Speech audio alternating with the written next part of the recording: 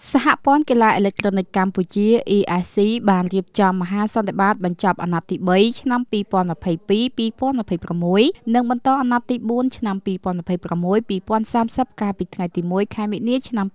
2026នៅសាលទីស្តីការក្រសួងព័ត៌មានដោយឯកឧត្តមបណ្ឌិតជាច័ន្ទបរិបូរណ៍ប្រធានសហព័ន្ធអាណត្តិចាស់ទទួលបានការគាំទ្រពីសមាជិកឲ្យបន្តដឹកនាំអាណត្តិថ្មីនេះឯកឧត្តមបណ្ឌិតជាច័ន្ទបរិបូរណ៍មានប្រសាសន៍ថាសហព័ន្ធបានប្រឹងប្រែងបន្តអភិវឌ្ឍកីឡាអេឡិចត្រូនិកកម្ពុជាឲ្យកាន់តែរីកចម្រើនជាជំហានហើយក្នុងអាណត្តិចាស់កន្លងទៅនេះសហព័ន្ធទទួលបានសមិទ្ធផលជាច្រើនតាមរយៈការអភិវឌ្ឍធនធានកីឡាករកីឡាការិនីក្រុមជម្រើសជាតិកាន់តែច្រើនជាពិសេសដណ្ដើមបានមេដាយយកមកជូនជាតិពីការប្រកួតអន្តរជាតិនានានាពេលកន្លងមកជាមួយគ្នានេះបន្ទាប់ពីសហព័ន្ធកីឡាអេឡិចត្រូនិកកម្ពុជាបានចុះអនុស្សរណៈជាមួយនឹងអាជ្ញាធរគ្រឿងញៀនឯកឧត្តមបណ្ឌិតជាច័ន្ទបរិបូរណ៍បានជំរុញឲ្យកីឡាករកីឡាការិនី e-sport ទាំងអស់ចូលរួមផ្សព្វផ្សាយអប់រំធ្វើជាគំរូក្នុងការជៀសឆ្ងាយពីគ្រឿងញៀនកីឡាករកីឡាការិនី e-sport ទាំងអស់មានប្រមាណ 30,000 នាក់ហើយបើម្នាក់នាំគ្នានិយាយសារអប់រំតែមួយសារក្នុងមួយខែនោះយើងបាន 30,000 សារក្នុងការបញ្ជ្រាបអប់រំផ្សព្វផ្សាយអំពីគ្រោះថ្នាក់នៃការប្រើប្រាស់គ្រឿងញៀន